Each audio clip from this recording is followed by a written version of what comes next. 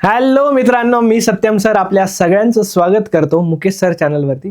तर चला, या लेक्चरमध्ये आता आपण सेमीकंडक्टर चॅप्टरमध्ये जे बायपोलर जंक्शन ट्रान्झिस्टर लास्ट लेक्चरमध्ये स्टार्ट केलेला आहे त्या टॉपिकचा आपण एंड करणार आहोत आणि सोबतच आपण या लेक्चरमध्ये ट्राय करूया की पूर्ण सेमीकंडक्टरच संपून जाईल. थोडासाच टॉपिक राहिला आहे, जास्त काही राहिलंही नाही. ठीक आहे, चला मित्रांनो, तर पुढे जाऊया.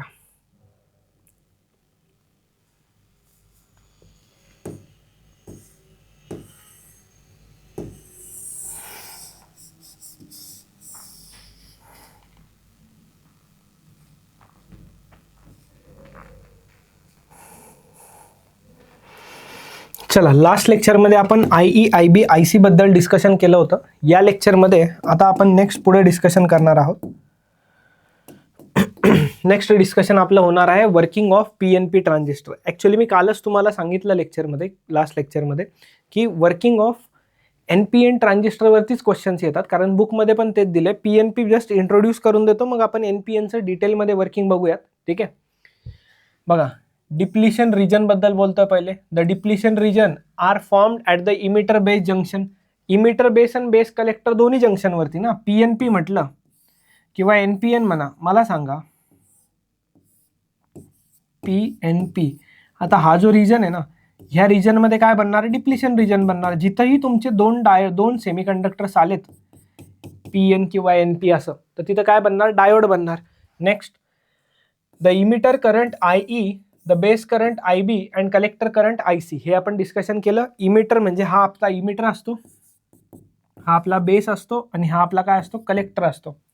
Next, the emitter base junction has low resistance while the base collector junction has high resistance. याचं रेजिस्टन्स कमी असतं इमिटर बेसचं आणि बेस कलेक्टरचं रेजिस्टन्स जास्त असतं.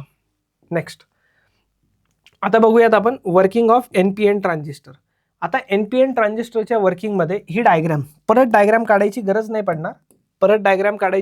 पडणार. हे बघा, काय असतं माहिती आहे का? हा तुमचा N टाईप, हा तुमचा N टाईप, हा तुमचा P टाईप आणि हा तुमचा परत N टाईप. इथं जे आहे ना, बॅटरीवरती थोडंसं लक्ष द्यायचं. ठीक आहे, याला आपण म्हणतो VEB. काय म्हणतो आपण याला? VEB. हे जे असतं याला आपण म्हणतो VCB. ठीक आहे, आता VEB म्हणजे जी बॅटरी अप्लाय केली आहे इमिटर बेसला, हा इमिटर हा बेस, आणि CB म्हणजे कलेक्टर बेसला. ठीक आहे, ओके. आता इथनं मेनी इलेक्ट्रॉन्स असतील, इथं खूप इलेक्ट्रॉन्स असतील. का बरं इथं खूप इलेक्ट्रॉन्स असणार आहे? त्याचं रिझन काय? याचं रिझन असं आहे की याचे डोपिंग जास्त असतं. ठीक आहे, बघा, वाचूयात आपण याला आता. Electrons are the majority carriers in the emitter of NPN transistor. N type म्हणजे काय? N टाईप म्हणजे इलेक्ट्रॉन्सच असतात ना majority. Emitter current IE is due to electrons. जो इमिटर करंट येणार तुमचा IE, हा पूर्णपणे कोणामुळे येणार? इलेक्ट्रॉन्समुळे येणार. मी पूर्ण अंडरलाईन करून एक्सप्लेन करतो एक एक गोष्ट, तर लक्ष द्या थोडंसं. नंतर, the current flowing through emitter base junction is large because it is forward bias. Obviously current जो फ्लो होणार आहे इमिटर बेस जंक्शन मधनं, तर तो खूप जास्त असणार. का बरं? अरे, इमिटर बेस जंक्शन जे असतं ना, तर ते emitter base junction forward bias ठेवलेलं असतं आणि कलेक्टर बेस जे जंक्शन असतं, तर collector base junction reverse bias ठेवलेलं असतं. ठीक आहे, next, the current flowing through BC junction म्हणजे base collector junction is also large through the junction is reverse bias. Reverse bias मध्ये आहे, हा लार्ज असतो, पण याचा जो करंट असतो ना, याचा करंट आपला मिली अँपियर मध्ये असतो आणि याचा करंट जो असतो तो आपला मायक्रो अँपियर मध्ये असतो. ठीक आहे, एक करंट मिली अँपियर आणि एक current microampere. Next, it is interesting to know how this is possible. हे कसं पॉसिबल आहे, हे इंटरेस्टिंग आहे जाणून घेण्यासाठी. आता फिगर ए जे शो करत आहे हे आपण बघूया आता कसं काय होत आहे. बघा, Wien the biasing voltage VBE, biasing voltage जे आहे VBE म्हणजे base emitter, is greater than barrier potential. Barrier potential काय असतं? 11च्या सेमीकंडक्टर मध्ये बघितलंय, त्याच्यानंतर करंट फ्लो व्हायला सुरू होतं. Which are commonly used, many electrons enter the base region to form emitter IE as shown in the figure. ठीक है, नंतर these electrons can now flow in two directions. They can either flow through the base circuit and constitute to the base current. म्हणजे काय होतं, हे electrons flow होऊ शकतात दोन डायरेक्शन्स मध्ये. They can either flow through the base circuit and constitute the base current. बेसमध्ये पण फ्लो होऊ शकतात आणि कलेक्टरमध्ये पण. कसं? हा तुमचा इमिटर होता, हीच लिहितो फक्त, जाऊ द्या. हा तुमचा इमिटर होता, हा तुमचा बेस होता आणि हा तुमचा कलेक्टर होता. याच्यातनं जे इलेक्ट्रॉन जातील तर ते बेसमध्ये पण जातील आणि कलेक्टरमध्ये पण जातील. इन शॉर्ट, याच्यातले इलेक्ट्रॉन, इमिटर मधले जे इलेक्ट्रॉन्स आहेत तर ते इमिटर मधले इलेक्ट्रॉन्स जे आहेत तर ते बेस आणि कलेक्टर दोन्हीकडे जात आहेत. तर मला सांगा, जो करंट आहे E इक्वल्स टू BC, असं लक्षात ठेवायचं. जे इमिटर मधनं निघणार आहे तर तो करंट कुठं जाणार आहे? बेसमध्ये आणि कलेक्टरमध्ये, कारण की तिकडनं नवीन इलेक्ट्रॉन्स येणार नाहीत ना.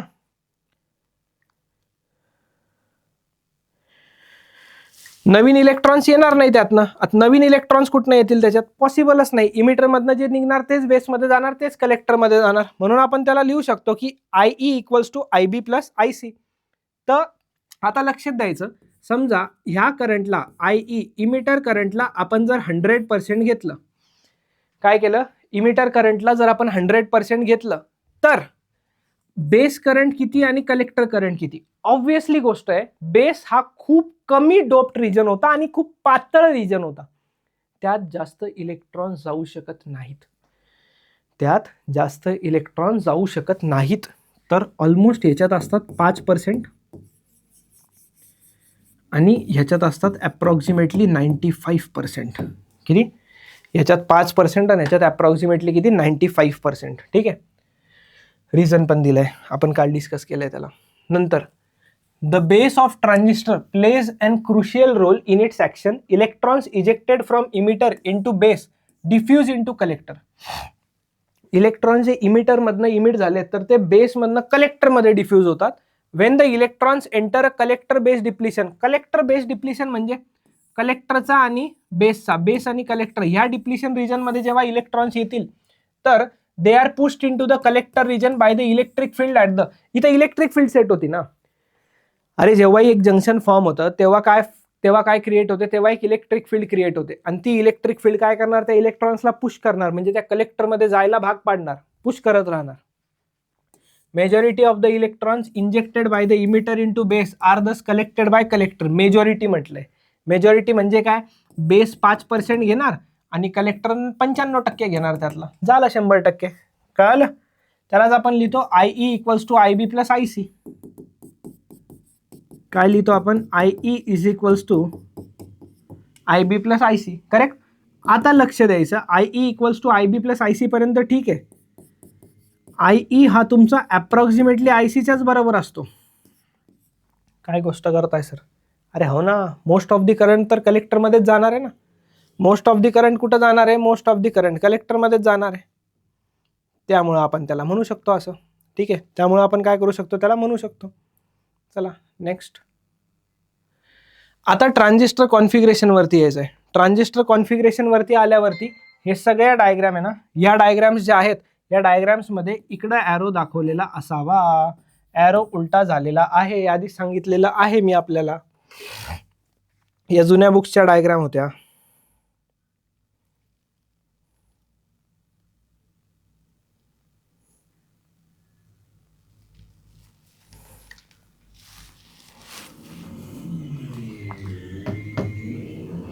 चलो एक मिनिट फक्त. ठीक आहे. हां चला.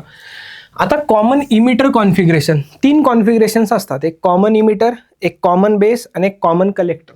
आता जो वर्ड येतो ना कॉमन, तर हा कॉमन म्हणजे कशात कॉमन? म्हणजे कॉमन म्हणजे काय? Same same. कशात? इनपुट आणि आउटपुटमध्ये. कशात कॉमन मिळालं? तर कॉमन हा आहे इनपुट आणि आउटपुटमध्ये. लक्षात असू द्या, इनपुट आणि आउटपुटमध्ये. ठीक आहे. इनपुट आणि आउटपुटमध्ये तोपर्यंत तर काहीच प्रॉब्लेम नाही. आता कसं बनवायची डायग्राम? फिक्स आहे बघा, डायग्राम बनवायला जास्त एफर्ट घ्यायची गरज पडणार नाही. इकडनं काय करायचं? एक रेजिस्टर दाखवायचं, तिकडनं एक रेजिस्टर दाखवायचं. त्याच्यानंतर आता हे रेजिस्टर्स दाखवले, इकडं जे आहे तुमचं काहीतरी असणार. काहीतरी म्हणजे काय असणार तर सांगतो. काहीतरी म्हणजे काय असणार तेही सांगतो. इकडनं असं जाऊ द्यायचं, याला कनेक्ट झालं. इकडनं याला अजून एक बॅटरी. इकडनं याला अजून एक बॅटरी. ठीक आहे. आता हा इनपुट साईड आणि ही आउटपुट साईड, हे काय झालं तुमचं, ही झाली तुमची इनपुट साईड आणि ही काय झाली तुमची आउटपुट साईड. आता दोघांमध्ये कॉमन काय असलं पाहिजे, दोघांमध्ये कॉमन इमिटर असलं पाहिजे. दोघांमध्ये कॉमन इमिटर असलं पाहिजे, तर हे तुमचं इमिटर, हे तुमचं बेस आणि हे तुमचं कलेक्टर. संपला विषय. आणि आपण NPNच बघतोय ना, NPNमध्ये यातनं बाहेर जाताना दाखवायचं ॲरो. कळालं का? आता हे बेस आणि इमिटर आहे ना, तर हे VBE झालं आणि हे VCE झालं. ठीक आहे. हे बेस इमिटर होतं म्हणून VBE आणि हे कलेक्टर इमिटर होतं म्हणून VCE. होप सो ही गोष्ट तुम्हाला कळाली असेल.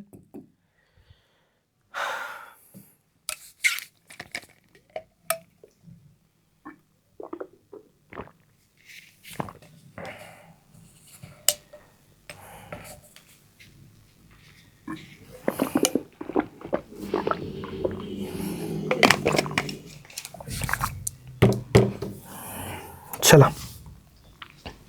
नेक्स्ट.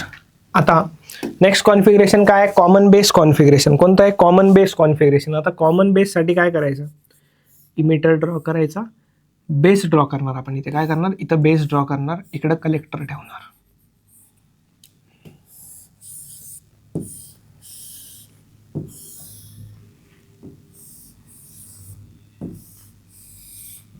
ठीक आहे. इथं आपण ठेवणार बेस, हा असणार आपला इमिटर आणि इकडं असणार आपला कलेक्टर. ॲरो कुठं ठेवायचा रे बाळांनो, NPN आहे ना, NPN मध्ये ॲरो बाहेर जाताना ठेवायचा. PNP असता तर असा ठेवला असता. इथं याला काय लिहायचं, VEB लिहायचं किंवा VBE लिहा आणि याला काय लिहिणार आपण, VCE लिहिणार. याला BEB किंवा BE लिहा, काही लिहा, काही प्रॉब्लेम नाही. ठीक आहे. हे काय झाली तुमची, ही झाली तुमची इनपुट साईड आणि झाली तुमची आउटपुट साईड. याला सोडून द्यायचं, हा ॲरो इकडं आणि हा ॲरो इकडं. NPN बनवतोय आपण, PNP बनवलं तर ॲरो उलटा करून टाकायचा. ठीक आहे, ॲरो उलटा करून टाकायचा. कळालं? चला नेक्स्ट आहे कॉमन कलेक्टर कॉन्फिगरेशन. आता कॉमन कलेक्टर कॉन्फिगरेशन म्हणजे काय, आता कलेक्टर कॉमन येणार. कसं कलेक्टर कॉमन येणार सांगतो तुम्हाला कसं येणार.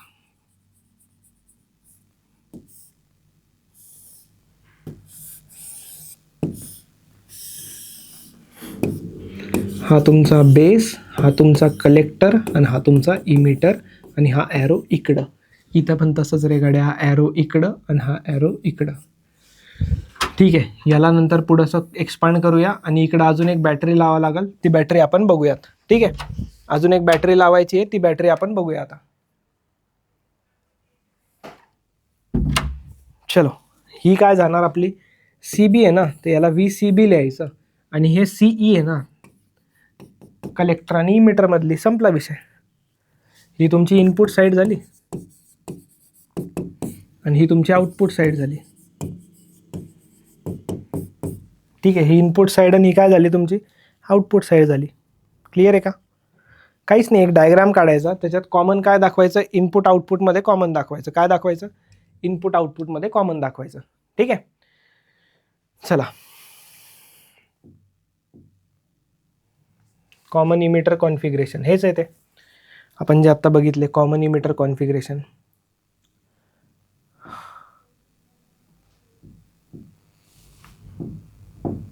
नाही, मागे जाऊया. आपल्याला अल्फा आणि बीटा मधले रिलेशन डिराईव्ह करायचे. काय करायचे, एक नोट पॉईंट लिहितो इथं मी आणि त्या नोट पॉईंटला लिहिल्यानंतर लक्ष द्या. आता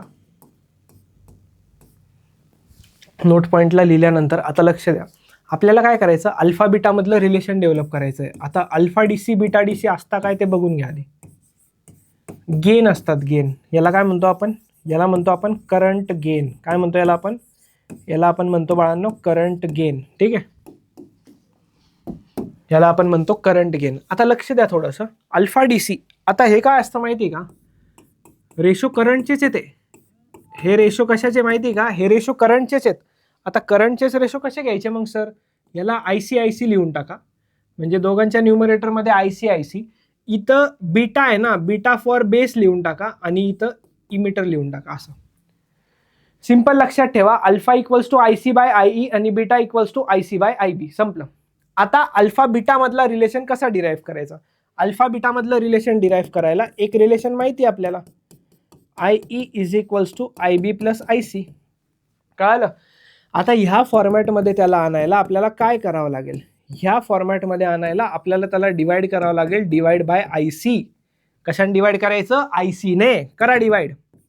हे होऊन जाणार I E by I C is equals to I B by I C plus 1. मला सांगा I E by I C, I C by I E आहे तर याला 1 बाय अल्फा लिहा ना, आणि याला 1 बाय बीटा लिहा. जास्त टेन्शन घ्यायची गरज नाही. रिलेशनच निघून जाईल यातनं. आता रिलेशनच निघून जाणार तुमचं. रिलेशनच डिराईव्ह करूया आपण आता इथं. बघा, क्रॉस मल्टिप्लाय करा. 1 by alpha equals to 1 plus beta by beta. झालं, संपलं. रेसिप्रोकल करा. अल्फा इज इक्वल्स टू आलं बीटा बाय 1 प्लस बीटा. संपला ना विषय.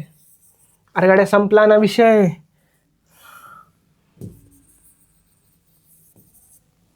आता काय करायचं? आता हे 1 बाय अल्फा आहे ना, या 1 ला तिकडे पाठवा.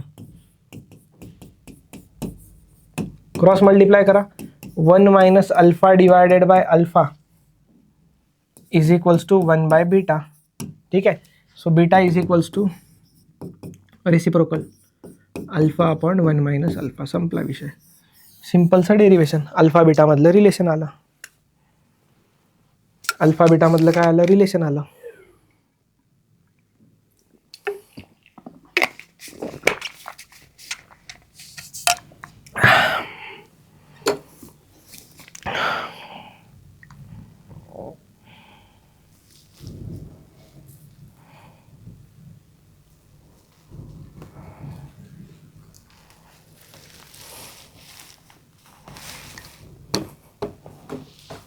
चलो, नेक्स्ट आता काय बघायचं? नेक्स्ट बघायचं आपल्याला इनपुट कॅरेक्टरिस्टिक. काय बघायचं बाळांनो? Input characteristic. आता इनपुट कॅरेक्टरिस्टिक म्हणजे काय असतं? आय हा ग्राफ असतो. इनपुट कॅरेक्टरिस्टिक म्हणजे ग्राफ असतो. कशाचा?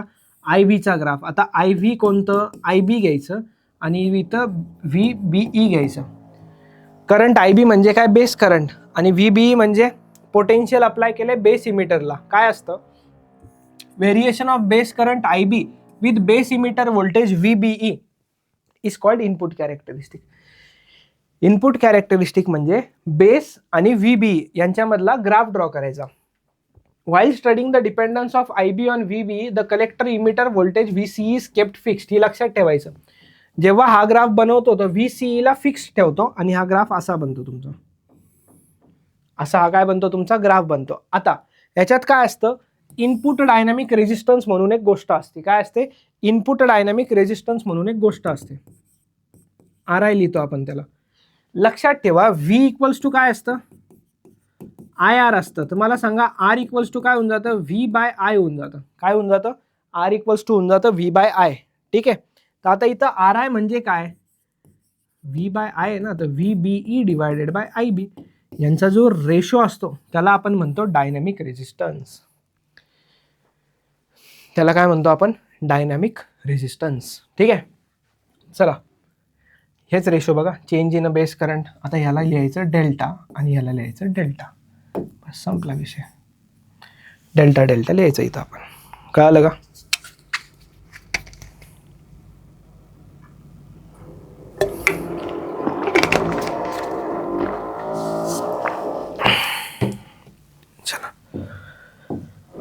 नेक्स्ट काय बाळांनो? आता नेक्स्ट वरती लक्ष द्या. नेक्स्ट आहे आमचा कलेक्टर करंटचा ग्राफ आणि VCEचा ग्राफ. IC आणि VCEचा ग्राफ. आता IC आणि VCEचे ग्राफ कसे येतात? असे येतात तुमचे. ह्याला काय म्हणतो आपण? ह्याला आउटपुट कॅरेक्टरिस्टिक म्हणतो. त्याला काय म्हणायचो? इनपुट. इनपुट म्हणजे कोणतं? IB आणि VBE. आउटपुट म्हणजे काय? IC आणि VCE. का बरं याला आउटपुट म्हणतो? कलेक्टर लास्टला जोडलेला असतो ना. कलेक्टर लास्टला जोडलेला असतो. नेक्स्ट आता व्हेरिएशन ऑफ करंट हेच म्हटलंय त्याला. आता याच्यात काय असतं? याच्यात आउटपुट डायनामिक रेजिस्टन्स असतं. याच्यात आउटपुट डायनामिक रेजिस्टन्स असतं. रेजिस्टन्स काय? V बाय I ना. तर इथं V काय घेणार आपण? डेल्टा VCE घेणार आणि IC घेणार डेल्टा. संपला विषय. इनपुटमध्ये बेस इमिटर आणि आउटपुटमध्ये कलेक्टर इमिटर. ठीक आहे. इनपुटमध्ये बेस इमिटर आणि आउटपुटमध्ये कलेक्टर इमिटर. कळालं?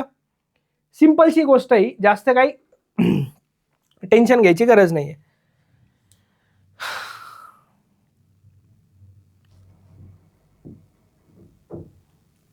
आता transistor as an amplifier, transistor as an amplifier मध्ये लक्ष द्या.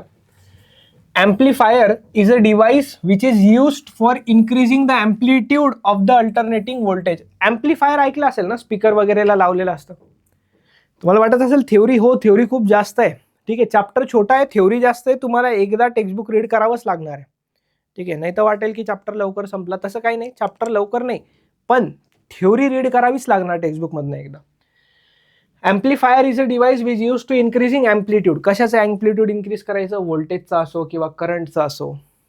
आता छोटीशी sinusoidal input signal superimpose केला जातं कुठं, DC बायसवरती. बेस करंट जो असतो ना IB आणि collector current IC will have sinusoidal variations. याच्यात IB आणि IC मध्ये व्हेरिएशन्स कोणते, सायनोसॉइडल. सायनोसॉइडल म्हणजे काय, या टाईपचे व्हेरिएशन्स. या व्हेरिएशन्सला आपण काय म्हणतो, या व्हेरिएशन्सला आपण म्हणतो sinusoidal variations. A capacitor is connected in the output circuit to block the DC component. Output is obtained across this resistance. काहीच नाही याच्यात, टेन्शन नका घेऊ. वर्किंग ऑफ ॲम्प्लिफायर पण रीड करा. आता सगळ्यात इम्पॉर्टंट टॉपिक लॉजिक गेट. सगळ्यात इम्पॉर्टंट टॉपिक कोणता, लॉजिक गेट. एकच मिनटं पाणी पितो. 1-2 फॉर्म्युले सांगायचे आहेत.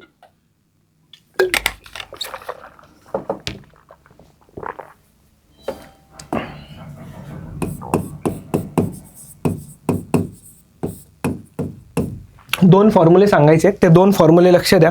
एक व्होल्टेज गेनचा फॉर्म्युला,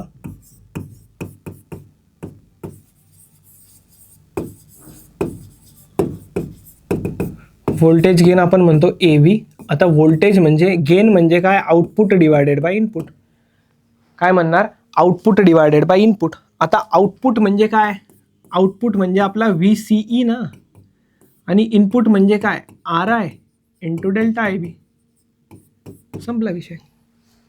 अरे व्होल्टेज लिहायचं ना, V = RI असतं ना, तर इनपुटमध्ये काय RI इंटू बेस होता आणि आउटपुटमध्ये काय होता, VCE होता. कळालं का, कळालं.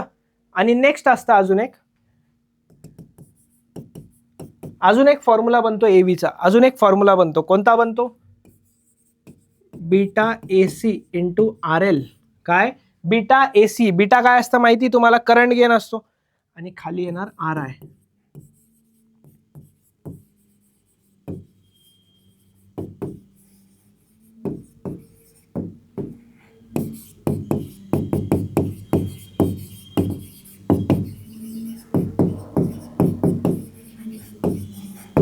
ठीक आहे. RL पण लिहून टाकू ना, RL ला कशाला सोडायचं.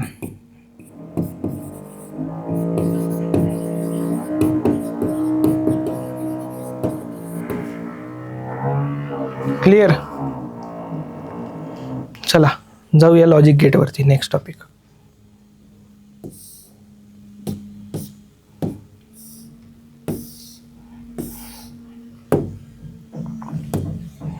बघा आता लॉजिक गेट असतं काय, लॉजिक गेटमध्ये draw the logical symbol of NAND gate and give truth table of NAND gate. NAND गेटचा सिम्बॉल ड्रॉ करायचा, नॅन्ड गेटला ट्रूथ टेबल ड्रॉ करायचा. असे ट्रूथ टेबल आणि सिम्बॉल. बघा ट्रूथ टेबल आणि सिम्बॉलचेच क्वेश्चन आहेत सगळे. बघा असतं काय, लॉजिक गेट म्हणजे अशी गोष्ट की ते इनपुट आणि आउटपुट मधलं आपल्याला रिलेशन डेव्हलप करून देतं. काय करून देतं, इनपुट आणि आउटपुट मधलं आपल्याला रिलेशन डेव्हलप करून देतं. क्लिअर. आता a digital circuit with 1 or more input signals but only 1 output signal is called logic gate. याला आपण काय म्हणतो, लॉजिक गेट म्हणतो. क्लिअर. आता 2 टाईपचे सिग्नल्स असतात आपल्याकडे. एक असतं ॲनालॉग सिग्नल आणि एक असतं डिजिटल सिग्नल. एक असतं ॲनालॉग सिग्नल आणि एक असतं काय, डिजिटल सिग्नल. ॲनालॉग सिग्नल म्हणजे काय, ॲनालॉग सिग्नल म्हणजे हे व्हेरी कंटिन्युअस सिग्नल असतात.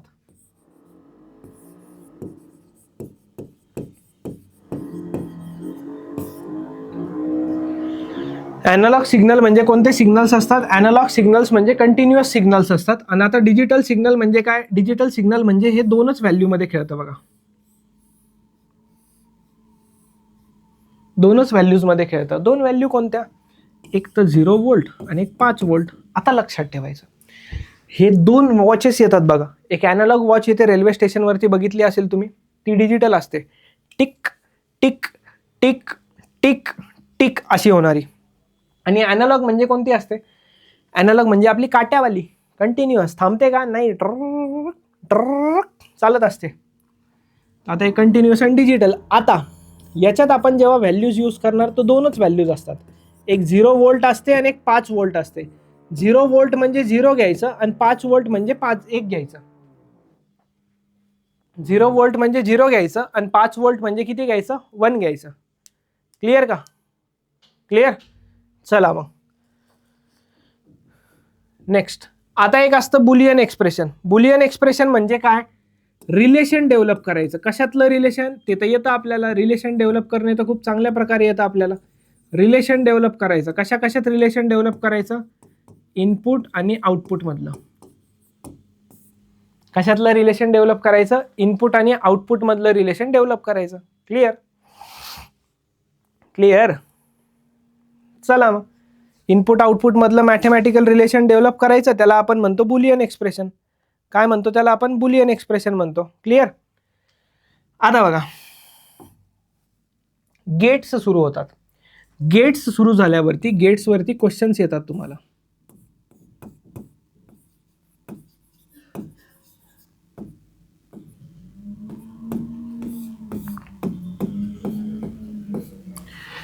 गेट्सवरती क्वेश्चन येतात. काय काय क्वेश्चन येतात?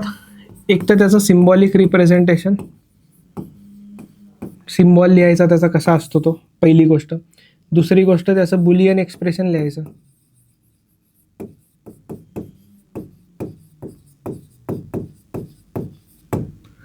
आणि तिसरी गोष्ट लिहायचा ट्रूथ टेबल. एवढ्या गोष्टी लिहिल्या की संपला. 100% मार्क मिळणार. किती मिळणार? 100% मार्क मिळणार. नॉट गेटवरती नंतर जाऊया. गेटचे टाइप्स वगैरे आपण बघून घेऊ लगेच. चला, गेटचे टाइप्स असतात बघा. एक असतं बेसिक गेट्स, एक असतं बेसिक लॉजिक गेट्स आणि दुसरे असतात कॉम्बिनेशनल लॉजिक गेट्स.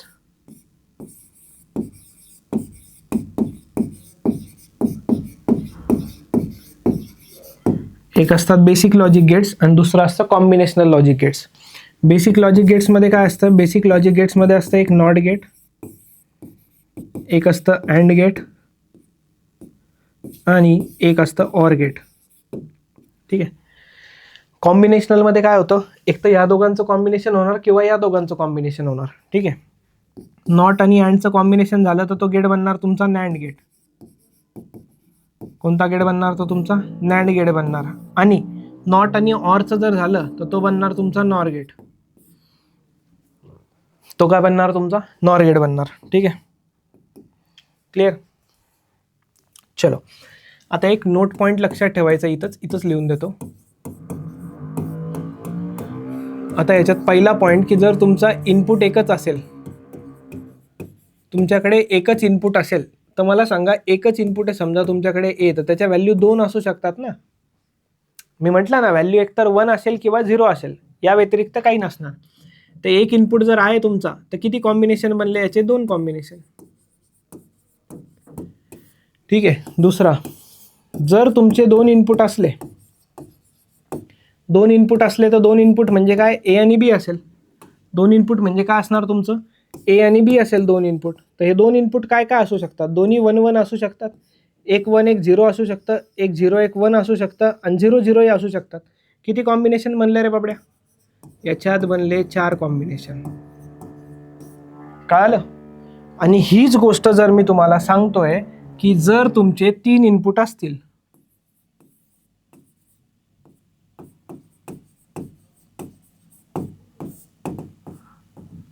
जर का तुमचे 3 इनपुट असतील, तर 3 इनपुट असतील तर काय होणार? ए बी सी काय काय बनणार? कसं लक्षात ठेवायचं? 4दा एक एक एक एक एक एक लिहून टाकायचं. लिहिला? मग 4दा 0 लिहा.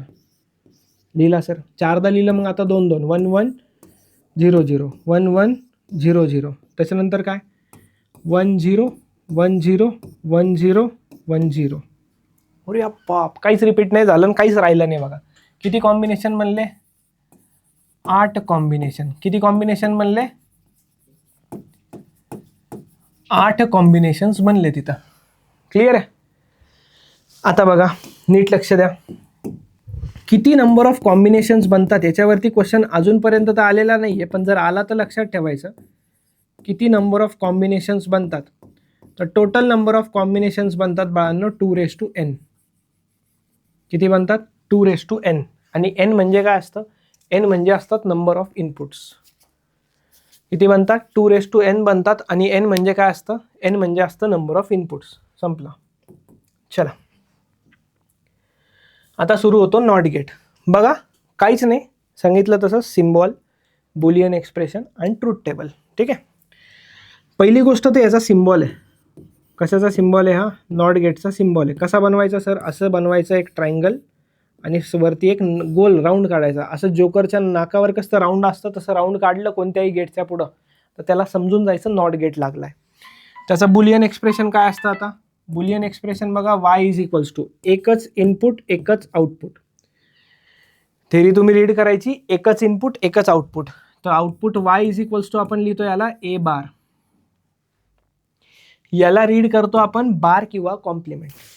काय रीड करतो त्याला? बार किंवा कॉम्प्लिमेंट. तर आता इनपुट x आहे का? ठीक आहे, याला y करून टाका. चला, हां, याला y करून टाका. y इनपुट आहे, तर 0 जर इनपुट असेल तर आउटपुट 1 मिळेल, आणि जर इनपुट 1 असेल तर आउटपुट 0 मिळेल. संपलं. कळलं? नेक्स्ट आहे ऑर गेट. याला असं रॉकेट सारखं दाखवायचं थोडंसं. ठीक आहे, रॉकेट सारखं दाखवलं या टाईपमध्ये. तर हा ए, हा बी इनपुट, आणि इकडं तुमचा आउटपुट y. हे झालं त्याचं सिम्बॉलिक रिप्रेझेंटेशन. बुलियन एक्सप्रेशन कसं लिहितो? बुलियन एक्सप्रेशन ए आणि बी देतो ना. ऑर गेट जर असेल ना तुमचं, हे कोणतं गेट आहे तुमचं? ऑर गेट आहे. तर ऑर गेटमध्ये मध्ये प्लस द्यायचं. ऑर गेटमध्ये काय द्यायचं? मध्ये प्लस द्यायचं. क्लिअर? चलो, आता 2 इनपुट आहे ना, 2 इनपुटचे 4 कॉम्बिनेशन, 0 0 1 0 0 1 1 1. प्लस मध्ये मॅथ सारखंच थोडंसं लक्षात ठेवायचं. कसं मॅथ सारखं? 0 + 0 0, 1 + 0 1, 0 + 1 1, 1 + 1 1. मॅथ सारखं 2 नाही आहे तिथं. सिम्पल ट्रूथ टेबल लक्षात ठेवायचे. नेक्स्ट असतो बाळांनो आपला अँड गेट. अँड गेटमध्ये सिम्बॉल आपला चोकोबार सारखा.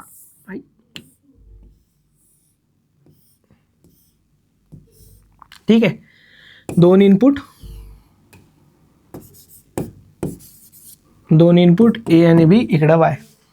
2 इनपुट ए आणि बी आणि इकडं y. ठीक आहे. हा कोणता गेट आहे रे? And gate. आता याचं काय लिहायचं सर आपल्याला? याचं लिहायचं बाळांनो बुलियन एक्सप्रेशन. ए आणि बी मधलं रिलेशन ना, तर जसं ऑरला प्लसनी दाखवतात तसंच अँडला डॉटनी दाखवतो. जसं ऑरला प्लसनी दाखवतात तसंच अँडला डॉटनी दाखवतो. क्लिअर? ओके. 0 0 0 1 1 0 1 1. काय काय आलं? काय काय आलं? 0 0 0 1 1 0 1 1. 0 × 0.0 0, 0.1 0, 1.0 0, 1.1 1 असं आलं. आता हे जे 2 गेट होते ना, ऑर आणि अँड, यांचे ट्रूथ टेबल लक्षात ठेवा. यांचे ट्रूथ टेबल लक्षात ठेवा. ट्रूथ टेबल जर जमले तुम्हाला यांचे, मग काहीच विषय नाही. नॉट लावल्यावर उलटं होतं, जिथं 0 तिथं 1. इकडं बरं का आउटपुट मधलं कसं होतं बघा. आता नॅन्ड गेट. नॅन्ड गेट म्हणजे काय असतं? आधी अँड गेट ड्रॉ करून टाकायचं. अँड गेट ड्रॉ केलं, याच्या समोर असा एक सर्कल दाखवून टाकायचा, म्हणजे हे झालं तुमचं नॅन्ड गेट. बुलियन एक्सप्रेशनमध्ये अँड गेट कसं यायचं? A.B नी यायचं ना. याला आता A.B ला वरती होल बार देऊन टाका. A.B ला काय देऊन टाका? वरती होल बार देऊन टाका. संपला विषय. ट्रूथ टेबल तसाच. 0.0 0 होतं ना अँड मध्ये, आता नॉट त्याला 1 करणार. 0.1 0 होतं त्याला 1 करणार. 1.0 0 होतं त्याला 1 करणार. आणि 1.1 1 होतं त्याला 0 करणार. क्लिअर? क्लिअर इथपर्यंत? चला पुढे जाऊया. Next NOR gate. NOR gate म्हणजे काय? Not plus or. Not plus or. आता नॉट प्लस ऑर म्हणजे काय? नॉट प्लस ऑर म्हणजे काय बघा. आता 2 input A B, output y. 2 input A B, output y. ठीक आहे. Next next next. अजून काय? अजून काय? अजून एक गोष्ट. आता सर्कल द्यायचं. तर याला आपण काय लिहू शकतो, y is equals to A plus बीचा whole bar. y is equals to A plus बीचा होल बार. संपलं. 0 0 0 होतं 1 करणार, 0 प्लस 1 1 होतं 0 करणार, 1 प्लस 0 0 आणि 1 प्लस 1 पण 0. संपला. एक लास्ट गेट उरतो आपला, ex or gate. Ex or gate काय असतो सर, हा ऑर गेट का? येस बाळांनो, हा ऑर गेट ना, बरोबर. हा ऑर गेट झाला. याला एक्सक्लुझिव्ह ऑर गेट करायचं आहे, तर इकडनं अशी एक लाईन ड्रॉ करायची. हा झाला तुमचा एक्सक्लुझिव्ह ऑर गेट. ठीक आहे. याचं बुलियन एक्सप्रेशन कसं येतं,